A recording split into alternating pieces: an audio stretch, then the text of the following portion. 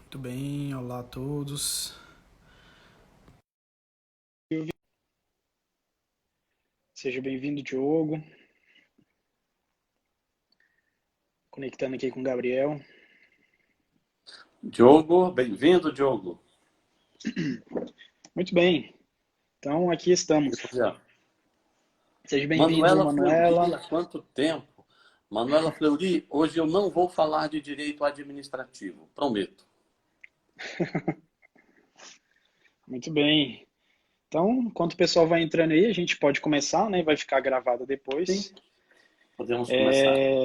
Bom, a ideia da live de hoje é falarmos, né? É uma questão, né? Uma pergunta que nós colocamos. É possível imaginar uma igreja não sacramental? Então, diante desse contexto que nós estamos vivendo por conta da pandemia, diante da instrução de várias dioceses e arquidioceses de que não se celebrassem cultos, né, por assim dizer, que envolvesse aglomeração de pessoas e tudo mais, nos coloca a seguinte pergunta, né? Se essa situação, por algum motivo, se estendesse um pouco mais, será que poderíamos imaginar que a igreja, como nós conhecemos, ela se sustenta sem a nossa participação na vida dos sacramentos? Então, essa é uma das grandes questões que a gente quer colocar hoje, né? Dentro também desse contexto, recentemente um grande jesuíta escreveu um artigo, e nesse artigo ele colocava algumas questões um pouco mais provocadoras, né? Nas quais se colocava em xeque a própria questão da vivência sacramental, né? Será que nós temos que repensar a maneira de viver nessa igreja sacramental? Então, baseado nesse artigo, né, a gente quer dar uma resposta e também, a partir dos documentos da igreja, compreender qual que é a relação entre igreja e sacramentos, né? De que maneira nós conseguimos enxergar essas duas realidades, né? Essa realidade sacramentária e essa realidade eclesiológica, né? Que estão tão intimamente vinculadas que em muitos tratados de teologia são tratados, né, de uma forma só. Bom, meu nome é Jeová, eu sou aqui de Brasília, sou professor na Escola da Fé, formado em teologia e concluindo agora o mestrado em teologia também, sistemática. Né? Deixar o Gabriel se apresentar aí.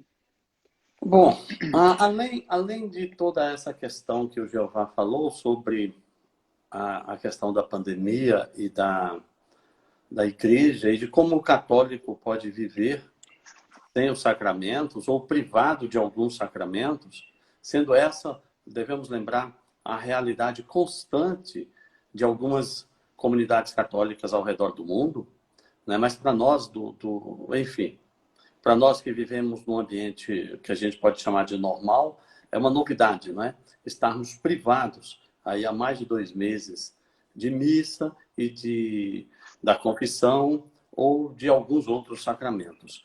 Então, além de expor essa grande questão, essa pergunta, né, se é possível uma igreja não sacramental, a nossa intenção é também aproveitar esse momento, aproveitar essa live e fazermos uma catequese sobre o tema da teologia dos sacramentos.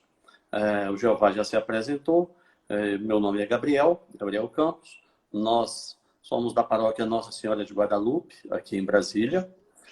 Damos aula num programa chamado Escola da Fé, que é um programa do movimento Reino Christi, que a nossa paróquia, de alguma forma, lidera aqui em Brasília esse movimento. Eu estou concluindo um curso de teologia na Faculdade de Teologia da Arquidiocese de Brasília e estou envolvido agora com o mestrado em Direito Canônico. Muito bem, então vamos começar. E vamos começar por uma coisa muito simples, muito direta. O que é o sacramento? Ou o que são os sacramentos? Qual é o conceito de sacramento? E, a partir do conceito, nós vamos estabelecer a sua relação com a igreja, com a vida do cristão, e a partir daí chegarmos à nossa questão fundamental nessa live. Bom, eu vou começar aqui com um conceito de sacramento, um conceito que a gente usa na catequese, Eu também sou catequista de Crisma de adultos aqui na paróquia Nossa Senhora de Guadalupe. E um conceito simples, relativamente simples, de sacramento seria mais ou menos o seguinte. Os sacramentos são sinais sensíveis e eficazes, instituídos por Jesus Cristo, confiados à Igreja, por meio dos quais nos é dispensada a graça de Deus. Então, é um conceito bem simples, nós podemos até seccioná-lo em determinadas partes. Primeira questão, os sacramentos são sinais, isto é, são atos litúrgicos que têm um significado. Eles são sinais. Eles são sensíveis porque esses atos litúrgicos são percebidos pelos sentidos, pela visão, pelo olfato, pelo tato, pela audição. Então, são sinais que existem no mundo material, perceptível pelos nossos sentidos. Mas eles não são apenas atos simbólicos. Eles são sinais, porque simbólicos, sensíveis, porque perceptíveis, mas são eficazes. Isto é, eles produzem efetivamente o resultado, o efeito que eles querem significar. Entende isso? Então, não são apenas sinais que significam algo, mas são sinais sensíveis e eficazes. Eles foram instituídos por Jesus Cristo durante a sua vida terrena, né? Embora alguns deles tenham raízes veterotestamentárias, mas eles foram instituídos por Jesus Cristo e foram confiados à igreja, confiados aos apóstolos. E esses apóstolos, então, repassaram isso aos seus sucessores e chegou até nós. E esses sinais sensíveis e eficazes instituídos por Cristo e confiados à igreja, esses sacramentos, eles são os canais por meio dos quais nós recebemos a graça de Deus. Então, eu costumo dar sempre um exemplozinho bem rápido, né? Eu costumo dar sempre um exemplo bem simples. Eu digo assim, olha, eu tenho uma aliança na mão esquerda, né? No dedo anelar da mão esquerda. Esse símbolo na nossa cultura significa que a pessoa é casada. Mas isso não significa... Esse símbolo não produz efetivamente o resultado do casamento. Se uma pessoa solteira coloca aliança, ela não passa a ser casada. Do mesmo modo, se o casado tira a aliança, ele não deixa de ser casado. De modo que é um símbolo que apenas lembra uma outra realidade. O sacramento é diferente. É um símbolo, é um sinal eficaz, porque ele produz efetivamente o resultado que ele simboliza. Essa é a ideia básica de sacramento. Exatamente. E para ajudar, né, a reforçar essas considerações, essa definição que o Gabriel nos trouxe, é importante também nós notarmos que o sacramento nada mais são do que uma maneira que o próprio Cristo deixou confiado à igreja dele continuar agindo. Então vejam só, se no início da igreja, aqueles que ali estavam juntos, né, os apóstolos propriamente, conviviam com Cristo, tocavam no Cristo, escutavam do Cristo, né, aqueles diversos leprosos que foram curados, aquelas pessoas que, né, estavam endemoniadas e, né, foram livres, né, propriamente do demônio, e todas elas tiveram contato direto com Cristo. Então o catecismo nos diz que durante esse nosso atual tempo, a maneira como Cristo vive e age na sua igreja é por meio dos sacramentos. Então, uma outra forma de nós enxergarmos e entendermos os sacramentos é compreender que aquelas forças que emanavam de Cristo, do corpo de Cristo, hoje se fazem presente por meio dos sacramentos. Então, os sacramentos são, de maneira prática e concreta, a maneira que nós temos de tocar, de receber diretamente de Cristo todas as suas graças, propriamente. Então, confiados à igreja, esses sinais que são eficazes, eles são sinais que nos permitem tocar no próprio Cristo, né? Ver o próprio Cristo agindo. Então, é uma outra visão que nos ajuda a compreender. São 7 os sacramentos que Cristo instituiu e confiou à igreja, né? Nós temos, em primeira ordem, o batismo. O batismo, Em segundo momento, a confirmação ou a crisma. Em terceiro, a Eucaristia. Em quarto, a reconciliação ou confissão. Quinto, nós temos o matrimônio. Sexto, nós temos a ordem. E em sétimo lugar, nós temos a unção dos enfermos. Essa lista, nesta ordem, ela mais ou menos demonstra como nós vivemos o sacramento ao longo da nossa vida, não é? O primeiro dos sacramentos é o batismo. O batismo é um sacramento que foi instituído pelo próprio Cristo. Nós temos ele no livro de São Mateus, no Evangelho de São Mateus, capítulo 28, no penúltimo versículo, quando Jesus disse: ide por todo mundo, pregai o Evangelho a toda criatura, batizando-as em nome do Pai, do Filho e do Espírito Santo, e ensinando-as a guardar todas as coisas que eu vos ensinei.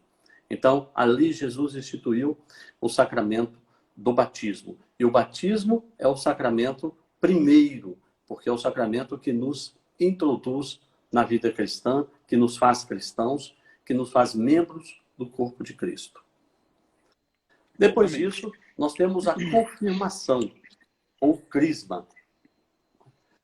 Quando Pedro fraquejou na fé, Jesus disse a Pedro: quando você se converter, confirme os teus irmãos. E desde os tempos dos apóstolos, a igreja tem, após o batismo das pessoas, o batismo dos cristãos, a imposição de mãos por meio dos apóstolos, para que sobre aquelas pessoas venha o Espírito Santo.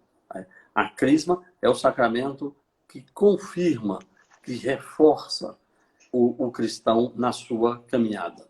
Como via de regra, na Igreja Católica, nós somos batizados, são batizadas as crianças, quando os padrinhos e os pais atestam a fé em nome da criança, que por sua inocência não pode fazê-lo, né?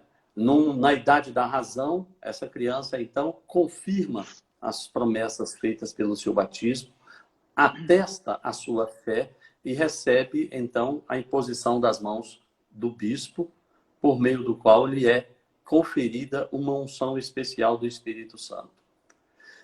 Depois nós temos a Eucaristia, que é o sacramento da excelência, porque, na verdade, apesar do batismo ser o primeiro, todos os sacramentos convergem para a Eucaristia, que é o mais importante de todos os sacramentos, que é a participação efetiva no corpo e no sangue de Cristo, que nós tomamos, né, participamos durante a Santa Missa. O sacramento da Eucaristia é o ato de, literalmente, comer da carne e do sangue de Cristo, como ele nos ensinou de maneira clara nas Escrituras. Quem não come da minha carne, quem não bebe do meu sangue, não tem parte comigo. Esses são os sacramentos, né, da iniciação. Exatamente. Então, aproveitando essa apresentação dos sacramentos da iniciação cristã, o batismo, a confirmação, o crisma e a Eucaristia, eu aproveito e cito uma frase de um famoso jesuíta, um teólogo grandioso, né, que teve bastante influência no Concílio Vaticano II, chamado Henri de Lubac. Ele tem a seguinte frase em uma obra chamada Meditações sobre a Igreja. Ele diz o seguinte: a Eucaristia faz a Igreja e a Igreja faz a Eucaristia. No sentido de dizer que é por meio da Eucaristia que se constrói a Igreja, que se edifica a Igreja. Essa afirmação também nós encontramos no documento escrito pelo Papa João Paulo II, Ecclesia de Eucaristia, né? Essa afirmação de que a Eucaristia forma propriamente a igreja. Então, aqui a gente consegue já começar a notar o vínculo que existe entre sacramentos e igreja. Então, vejam, trouxe para vocês aqui uma pergunta também interessante. Vejam só. Diante da seguinte questão: em que momento exato se dá a instituição da igreja? Né? Alguns de vocês podem relembrar da passagem que Jesus diz para Pedro: tu és pedra e sobre essa pedra edificarei a minha igreja. Alguns podem lembrar que no momento da instituição da Eucaristia, também já se faz de maneira antecipada a representação daquela igreja que se faz presente. Alguns podem pensar que propriamente em Pentecostes. Então, tentando solucionar essa questão eclesiológica, a Comissão Teológica Internacional, no ano de 1984, ela estabelece um conjunto de argumentações sobre alguns tópicos da eclesiologia. E um dos pontos que ele toca é quais são os progressos e as etapas de fundação da igreja. Então, ele enumera para nós 10 momentos que nós consideramos que todos esses 10 momentos fazem parte da fundação da igreja. Então, não somente no momento em que diz para Pedro que é pedra, não somente no momento que chama os apóstolos, não somente no momento de Pentecostes, mas esse conjunto, né, de 10 elementos, de 10 espaços, constitui para a gente propriamente a fundação da igreja. E um deles, extremamente importante, é propriamente o momento da Eucaristia, o momento em que se institui a Eucaristia. Então, a Eucaristia ela está no centro da instituição da igreja. Então, vou dar um exemplo para vocês, né? O chamamento dos 12 apóstolos, a atribuição do nome Simão Pedro, a própria ressurreição, o próprio envio dos 12, né? Assim, em Pentecostes, todos esses momentos, dos 11, né? Na verdade, e os 11 mais Matias. Então, esses momentos todos constituem propriamente a fundação. E essa fundação tem como cerne, então, propriamente a Eucaristia. Então, já vemos assim que desde o início da igreja, desde a sua fundação, um dos momentos marcantes é propriamente a existência da Eucaristia. Na narrativa, por exemplo, do Evangelho de São João, já concluindo esse pensamento, temos ali no momento em que o soldado perfura o lado de Jesus. Daquele lado brotam água e sangue. Então, na teologia, a gente compreende essa água e esse sangue como sendo a água própria do batismo, o sangue próprio da Eucaristia, jorrando do Cristo, e compreendemos também nesse sangue a própria presença da segunda pessoa na Santíssima Trindade, porque é ela que assume a natureza humana, e a água propriamente como aquela que derrama as graças, ou seja, o próprio Espírito Santo. Então, essa imagem também nos ajuda a compreender a relação de igreja, fundante no momento da morte de Cristo, com a relação dos sacramentos. Uma expressão interessante sobre essa questão que você fala é que, quando a gente fala do momento do nascimento da igreja, né, uma expressão para simbolizar todos esses momentos que você disse aqui. Não há propriamente um momento de fundação, mas existem momentos fundantes. Momentos fundantes. O catecismo também nos ensina que a igreja já estava no coração de Deus, no pronto evangelho de Gênesis 3,15, quando Deus se dirige a Eva e diz, né, que se dirigindo a Eva e à serpente, ele fala da descendência da mulher que vai esmagar a cabeça da serpente. Mas olha só, aí na sequência dos sacramentos, depois do batismo, depois da confirmação e depois da Eucaristia, nós temos a reconciliação ou a confissão dos pecados. Sempre que cometemos pecados graves, devemos buscar a reconciliação com Deus por meio da confissão ao sacerdote. E esse sacramento também é instituído por Cristo. Aliás, ele estava presente no Evangelho passado, de domingo passado, João 21, quando Jesus diz: aqueles a quem perdoardes os pecados, esses lhes serão perdoados. E aqueles a quem vocês não perdoarem os pecados, eles serão retidos. Isto é, Jesus fala aos próprios apóstolos, ali aos 11 presentes. Mais tarde isso se estende a Matias, né, que entra no lugar de Judas.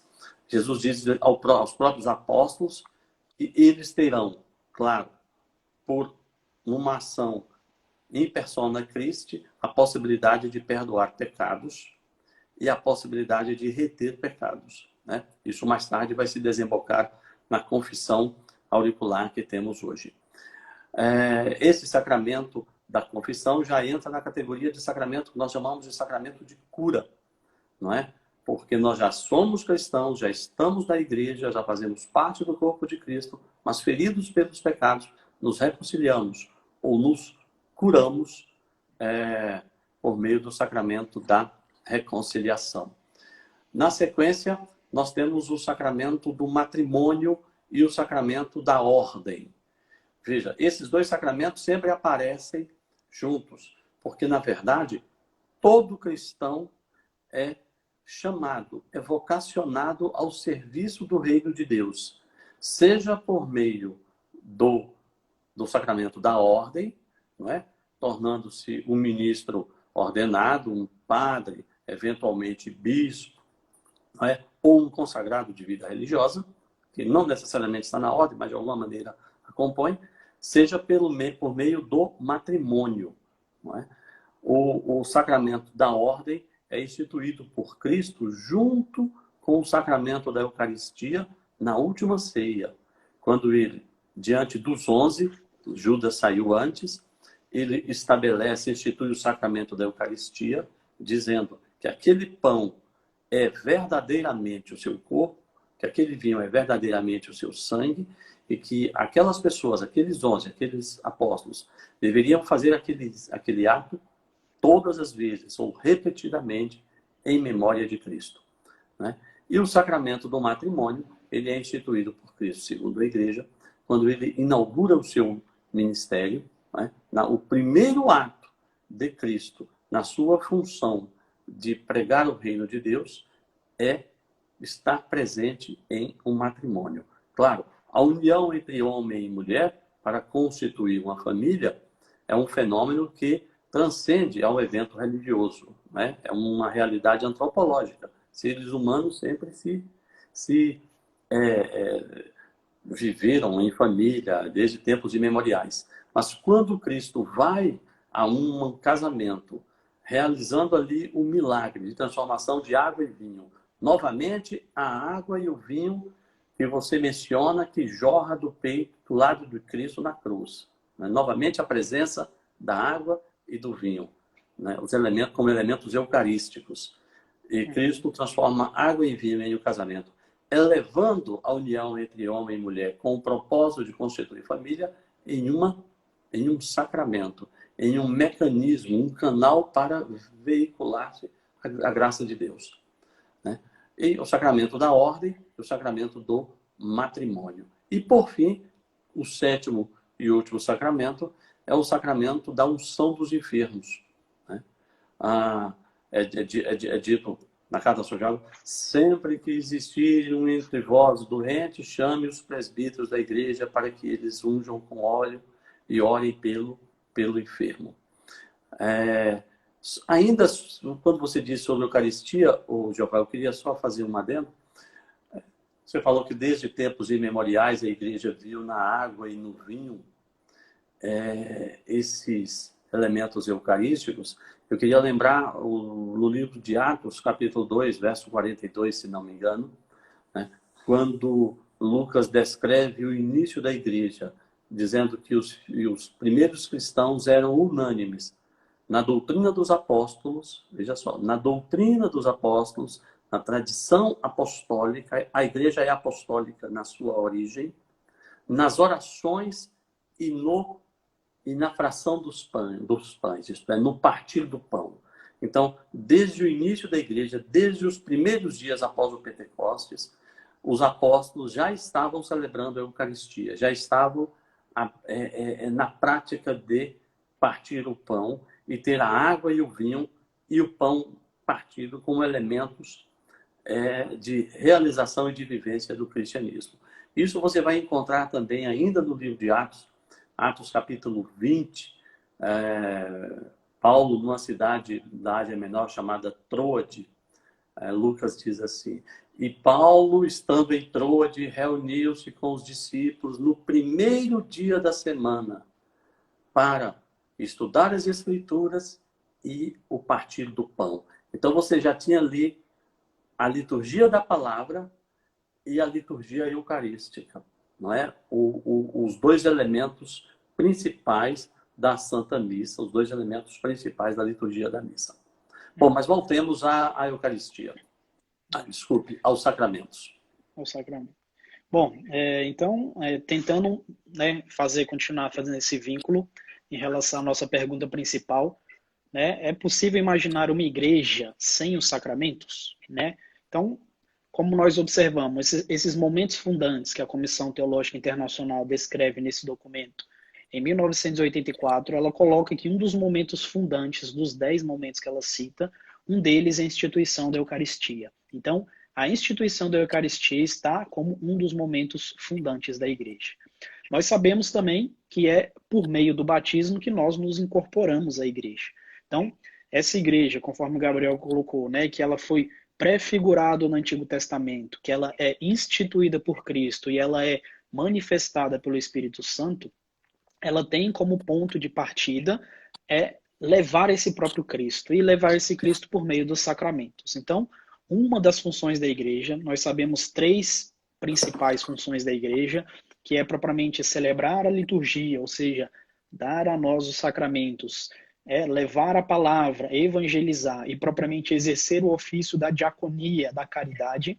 Essas 3 funções se complementam, mas a função, né, pela qual tende toda a ação da igreja é propriamente para a liturgia.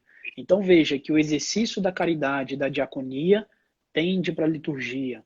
A própria evangelização tende para a liturgia. Ou seja, tudo que existe na igreja tende propriamente para a liturgia. E de modo especial para o ápice dos sacramentos, que é propriamente a Eucaristia. Então aqui nós vamos estreitando cada vez mais o vínculo, né? Essa igreja, que ela surge, né? Ela também com a finalidade de levar os sacramentos, ela tem como ponto principal, na sua liturgia, chegar ao sacramento da Eucaristia.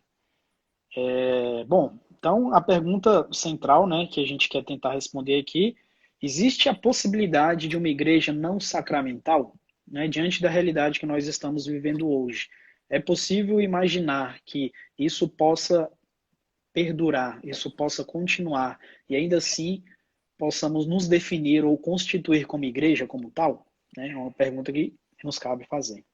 Bom, antes de mais nada, interessante observar que todos nós, pelo menos a maioria de nós, somos batizados, né? E esse batismo nos insere de um modo especial dentro da vida da igreja. A partir desse batismo não existe nada que possamos fazer que tire de nós essa marca, né, que nós chamamos de uma marca indelével, ou seja, não há possibilidade nenhuma de ser desbatizado, né? Então, gera-se um vínculo muito especial diante da igreja, o qual nós não podemos desfazer. Então, de certa forma, mesmo que não estejamos participando dos sacramentos que nos são diários, que nos são comuns, sacramentos que podemos receber mais de uma vez, existe um vínculo de início, um vínculo de abertura à graça divina que é dado propriamente por meio do batismo. Isso já é uma coisa que nos alimenta. Todos nós que participamos da igreja temos como porta de entrada o sacramento do batismo. É interessante, só acrescentando, Jeová, você falou aí sobre sacramentos que não se repetem. Podíamos lembrar que os sacramentos do batismo, o sacramento da crisma e o sacramento da ordem, esses sacramentos não se repetem. E eles marcam a alma da pessoa de tal modo que é impossível desfazer esse sacramento. Ou seja, não existe como desbatizar uma pessoa, não existe como descrismar uma pessoa ou desordenar, no sentido de retirar o sacramento da ordem. Esses sacramentos permanecem e eles continuam marcando a alma das pessoas, mesmo que eles abandonem a fé católica. É preciso dizer, eles continuarão marcados por esse sacramento. Já os demais sacramentos, o sacramento da Eucaristia, esse como sacramento principal, ele não só se repete, como ele deve se repetir sempre. Isto é, o católico não pode, a rigor, viver sem o sacramento da Eucaristia, sem o alimento da Eucaristia. Diferentemente dos nossos irmãos evangélicos e protestantes, que celebram de modo assemelhado a ceia, a chamada ceia do Senhor, onde participam de pão e vinho, o pão e o suco de uva, numa rememoração, numa lembrança da morte de Cristo, claro, fazendo pré-figuração, fazendo uma memória, uma lembrança de que Cristo morreu pelos nossos pecados, porque eles creem como nós, que Cristo morreu e ressuscitou e nos salva pela sua graça. Mas há uma diferença fundamental que para nós a Eucaristia não é um mero ritual simbólico apenas. Como eu disse, o sacramento ele é um sinal simbólico e eficaz. Então, o pão e o vinho, embora tenham a aparência ainda de pão e vinho, uma vez consagrados pelo sacerdote, são substancialmente transformados em corpo e sangue de Cristo, pelo milagre da transubstanciação. Então, esse sacramento ele é repetido e deve ser repetido. E, se possível, até todos os dias, se você tiver de condições de ir à missa diária. O sacramento da confissão ou reconciliação também é um sacramento que deve ser repetido. E com que frequência? Com a frequência com que pequemos mortalmente, com que cometemos pecados graves. Sempre cometemos pecados graves, devemos confessar. Portanto, se eu cometer pecados graves todos os dias, coitado do padre, né? Terá de me ouvir todos os dias. Né? E, por fim, o sacramento da unção dos enfermos. Por fim, não. O sacramento da unção dos enfermos será repetido tantas vezes quantas vezes eu estiver em risco de morrer. O sacramento do matrimônio, ele é peculiar, porque, a rigor, estando os cônjuges vivos, ele não se repete, uma vez que a igreja não aceita, a igreja não admite a dissolubilidade do matrimônio. Mas no caso de viuvez, então você teria o vínculo matrimonial se rompe, aí seria possível um novo sacramento para o cônjuge, para o católico viúvo. Né? Então, eu já começo a introduzir a questão fundamental, Jeová.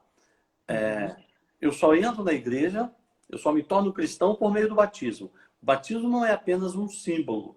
O batismo é um ato por meio do qual, efetivamente, eu sou inserido no corpo de Cristo. É um sinal vivo, sensível e eficaz. A Eucaristia é o alimento do corpo e da alma. Não é apenas símbolo.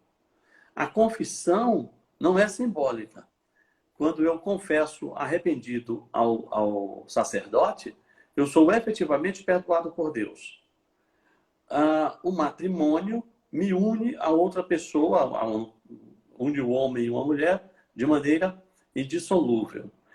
E a unção dos enfermos, efetivamente, perdoa os meus pecados, prepara a minha alma para encarar o seu destino final, prepara o meu corpo, a minha pessoa, para morrer, propriamente dito. Ou seja, pode o cristão católico viver sem os sacramentos?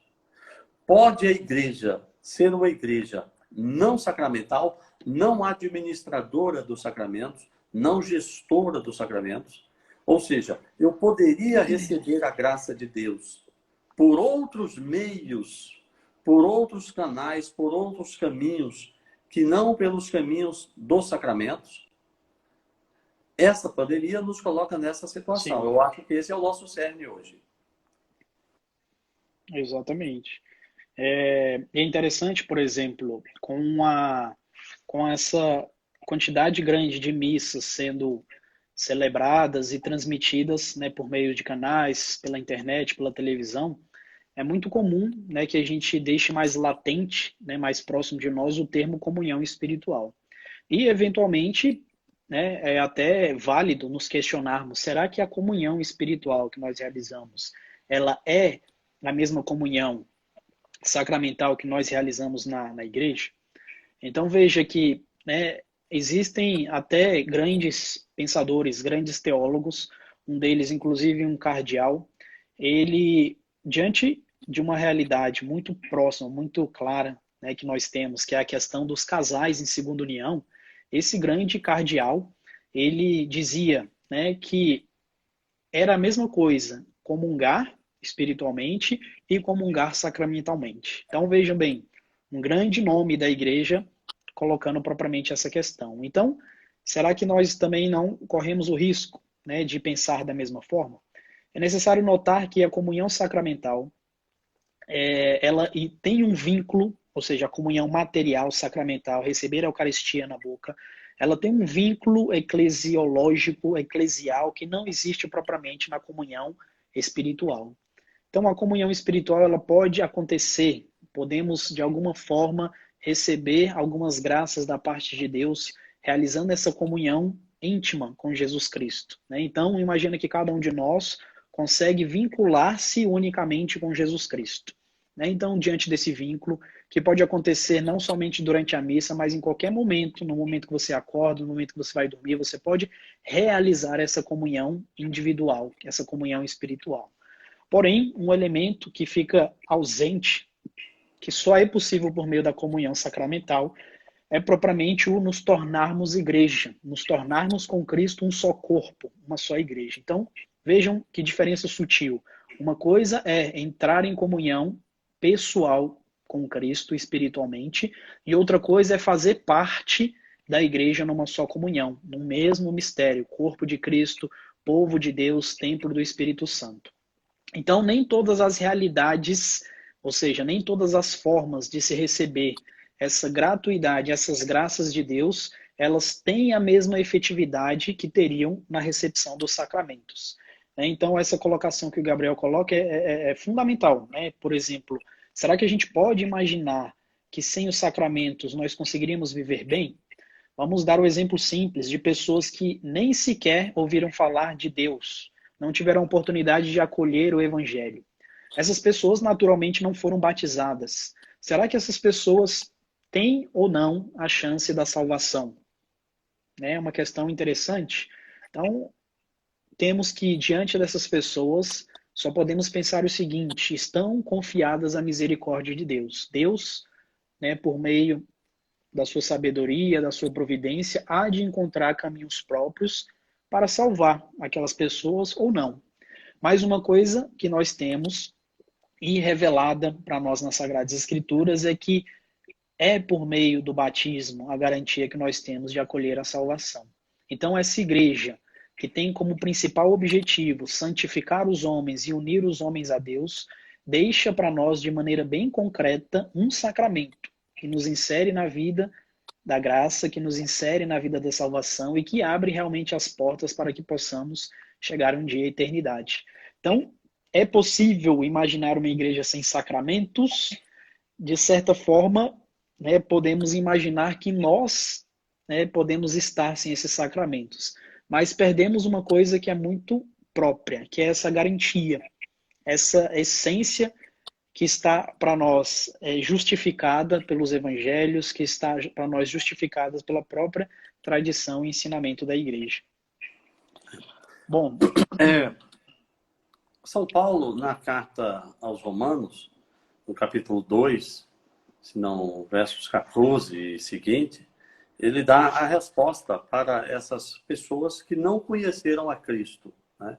Dizendo que quando os gentios que não têm lei fazem naturalmente as coisas que são da lei, não tendo eles lei, para si mesmos são lei, os quais mostram a obra da lei escrita em seus corações, testificando juntamente a sua consciência e seus pensamentos, quer acusando-os, quer defendendo-os. Né? Então, Deus, de alguma forma, vai, por meio da consciência dessas pessoas, né, ou de civilizações inteiras que viveram sem o conhecimento de Deus, saber julgá-los com justiça.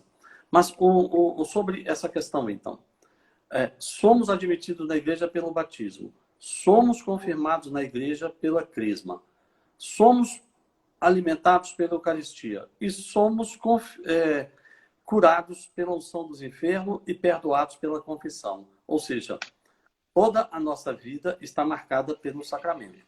Quando nascemos, somos batizados. Quando atendemos à idade da razão, somos confirmados. Quando crescemos na fé, recebemos a Eucaristia.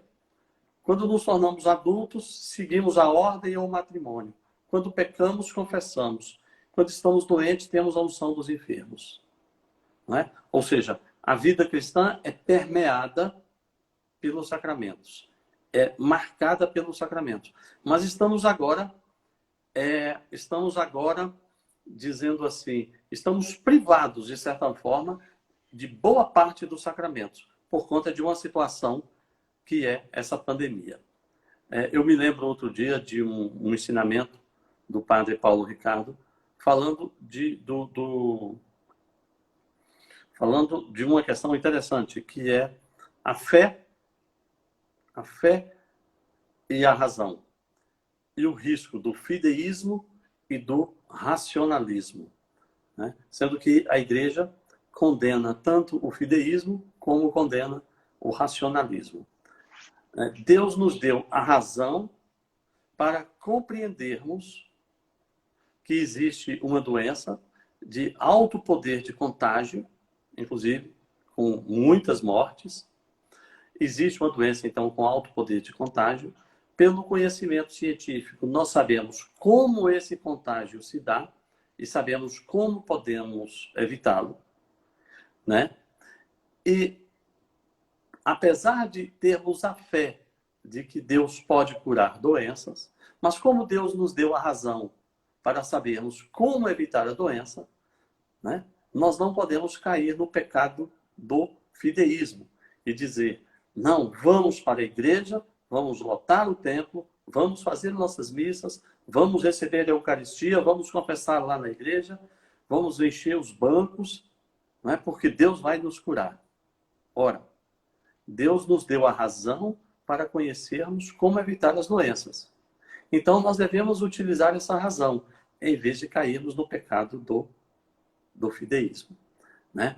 Do outro lado, não podemos apenas, agora, utilizar a razão e pensar assim, já que temos uma doença de alto poder de contágio, já que temos uma doença que ceifa vidas, os sacramentos, então, são totalmente dispensáveis, são totalmente desprezáveis. Então, não precisamos mais dos sacramentos. Ou seja, não podemos ir a um extremo, nem ir a outro extremo, né? A resposta básica que me vem à mente é a seguinte. Não existe, em tempos normais, e aí eu faria essa advertência, em situações normais, a possibilidade de vivermos sem os sacramentos. Não existe a possibilidade de vivermos sem os sacramentos e não existe a possibilidade de recebermos as graças de Deus da forma como a igreja nos ensina, sem os sacramentos. Exatamente. Então, a maneira ordinária que nós uma situação atípica. Exatamente. Isso, o modo ordinário que nós temos de receber as graças de Deus, como bem o Gabriel colocou, é por meio dos sacramentos, né? Só para ler para vocês mais um trecho, eu estou com aqui um documento que é a Sacrosanto Concilium, documento do Concílio Vaticano II. Ele nos diz o seguinte: os sacramentos, né, falando sobre a natureza dos sacramentos. Os sacramentos se destinam à santificação dos seres humanos, à edificação do corpo de Cristo e, finalmente, ao culto que se deve a Deus.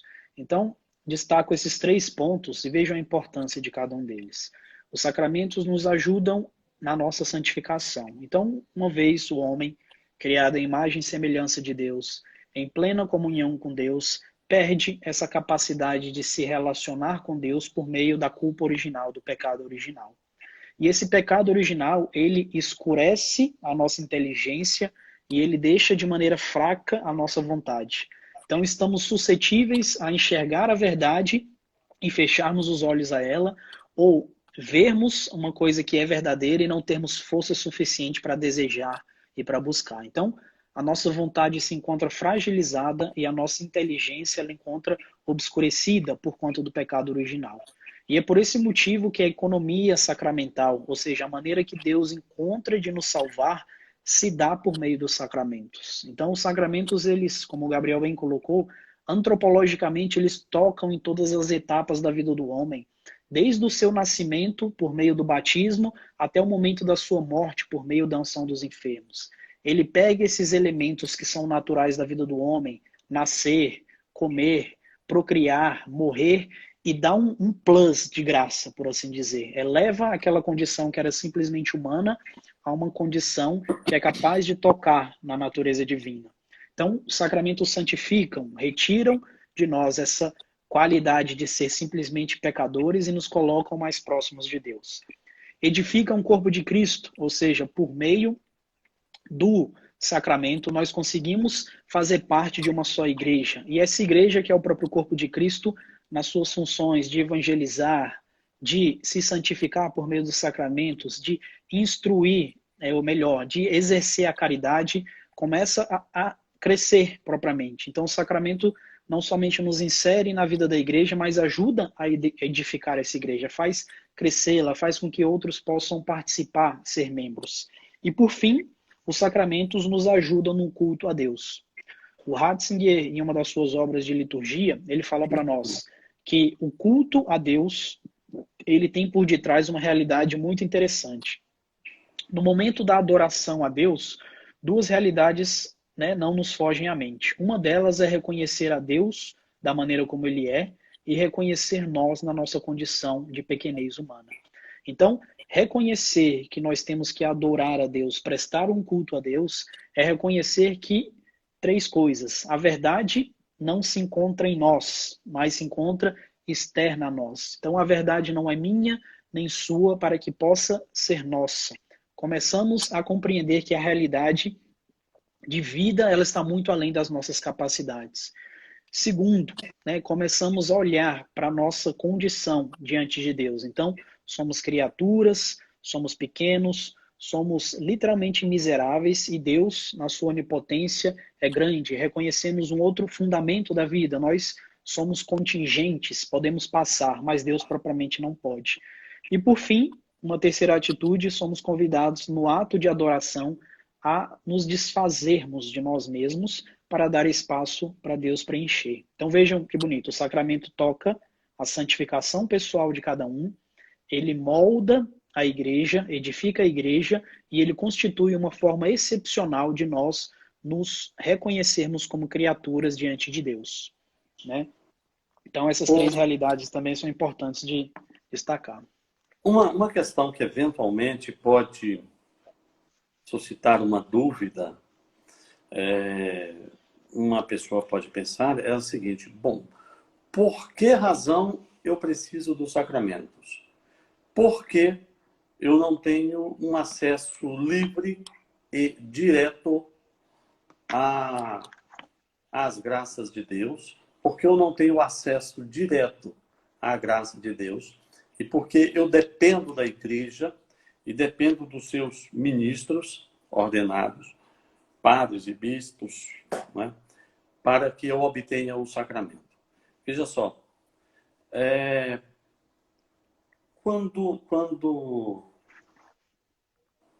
Cristo instituiu a igreja, embora ele usou a expressão da figueira ou da árvore, né, no Evangelho de São João, no capítulo 15, né? Eu sou a videira verdadeira e vocês são os ramos, meu pai é o agricultor, todo ramo que não está em mim é cortado e lançado fora, no exemplo de uma união, uma união íntima, onde do tronco sai a seiva que alimenta os ramos e que faz produzir frutos.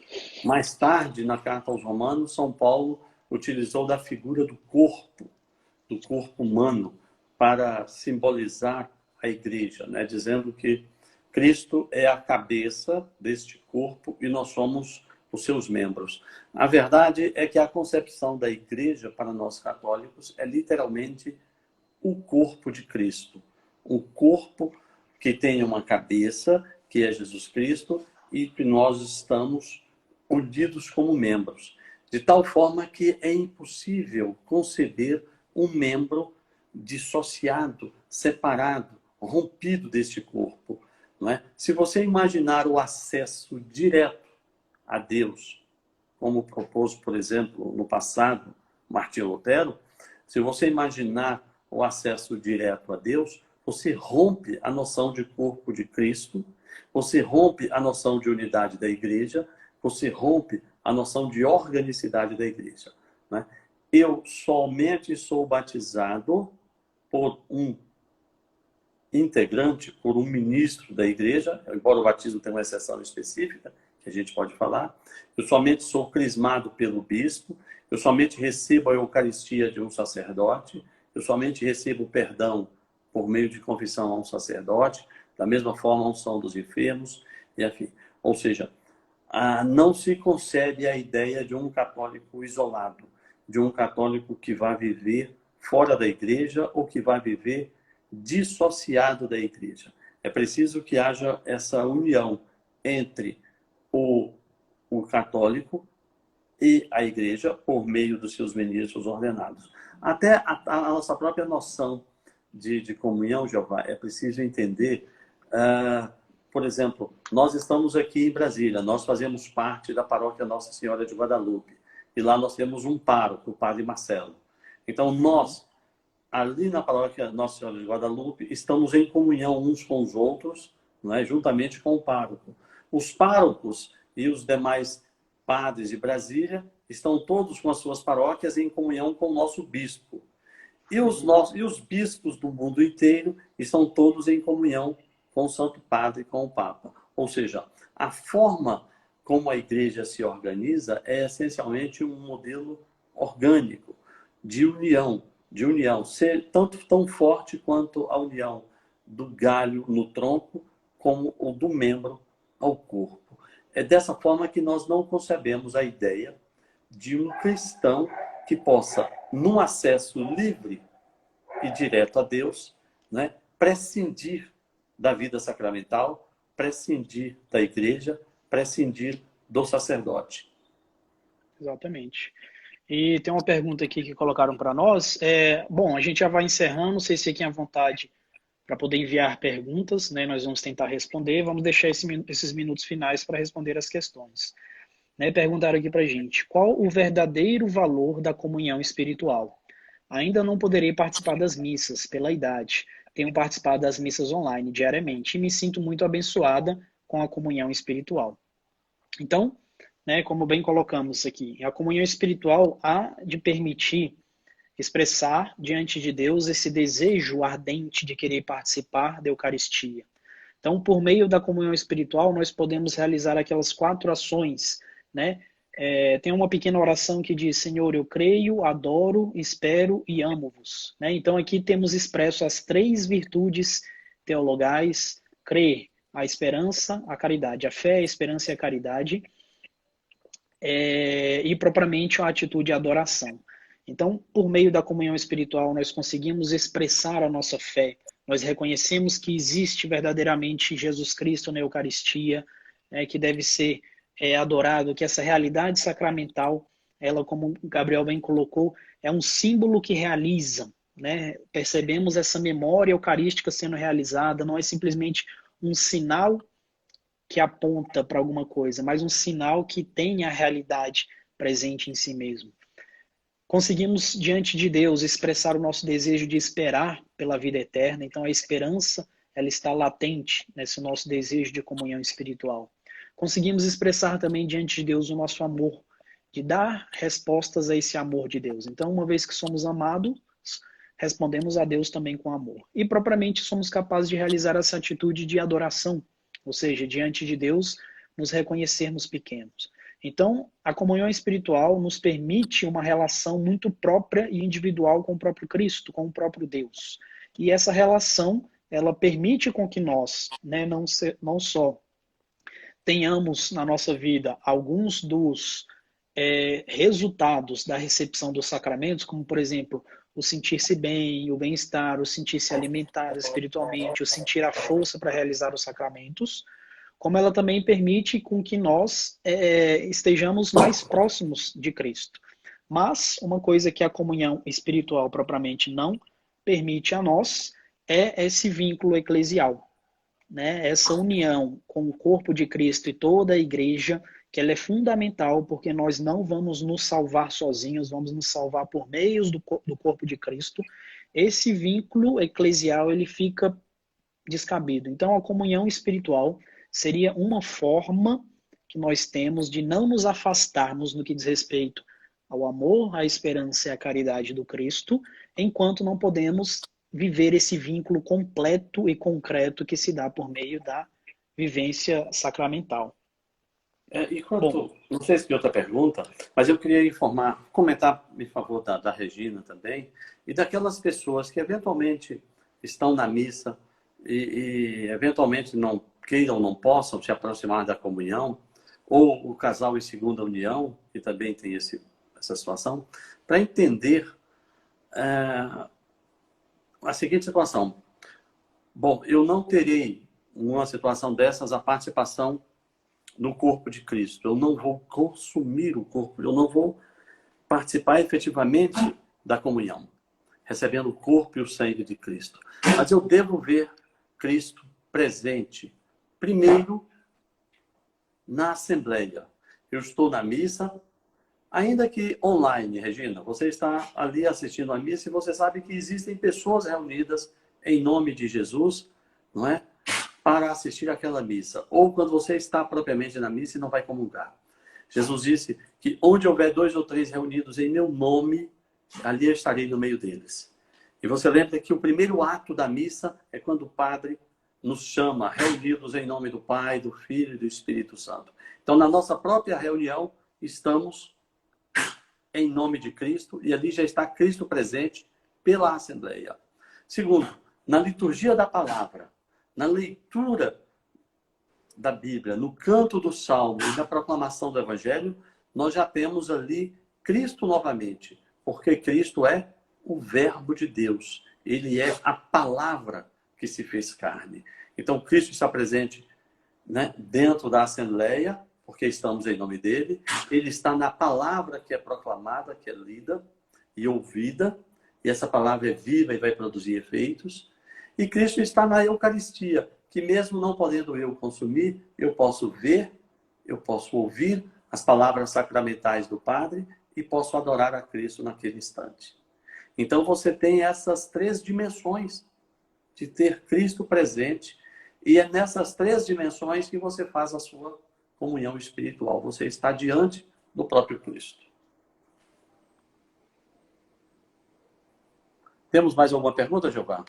Não, eu ia só colocar assim, é importante também, Gabriel, nós destacarmos o seguinte aspecto. Veja bem, uma pessoa, olha que interessante, que ela está em segunda união, ela poderia comungar espiritualmente, uma pessoa que está em segunda união. Uma pessoa que está em pecado mortal, ela poderia comungar espiritualmente? A resposta é sim. Em que sentido? No sentido de que a comunhão espiritual, ela é uma devoção pessoal, no qual expressamos diante de Deus um desejo, um pedido. Então, a comunhão espiritual é uma expressão devocional que significa um pedido feito a Deus. Então, é uma oração individual em que a gente pede a Deus alguma coisa. Não necessariamente ele há de atender, mas pedimos alguma coisa a Deus. E a comunhão sacramental, essa sim, exige de nós estarmos em estado de graça, ou seja, estarmos totalmente livres de qualquer pecado grave, para que possamos exercer essa comunhão eclesial, né? Então é um vínculo semelhante ao que Cristo tem com a sua igreja, é o vínculo que nós temos no momento em que recebemos a Eucaristia. Então vejam, as várias comunhões espirituais, elas podem se dar de diferentes maneiras. É possível a pessoa, diante de uma comunhão espiritual, estando em estado de graça, receber graças da parte de Deus. Mas é possível também a pessoa realizar uma comunhão espiritual e, por não estar em estado de graça, não receber graças da parte de Deus. Então vejam, comunhão espiritual, ela existe no sentido devocional, como se fosse um pedido pessoal nosso para Jesus Cristo, diferente da comunhão sacramental. Então, também esse aspecto é importante destacar. Gabriel, temos 55 segundos, 50 segundos. Vamos fazer as... Bom, eu gostaria de concluir com a seguinte situação. Nós vivemos ou estamos vivendo ainda esses dias privados de determinados sacramentos. E eu acho que eu posso aproveitar esse tempo e pensar e repensar na minha vida o seguinte: quão bom era o tempo em que eu tinha todos esses sacramentos disponíveis e como eu desperdicei o meu tempo no passado, não aproveitando todo aquele oceano de sacramentos que a igreja me oferecia e que hoje eu estou limitado. Exatamente, muito bem. Então agradecemos a participação de todos, vamos deixar gravado aí no final. Muito obrigado. É isso aí. Até a próxima.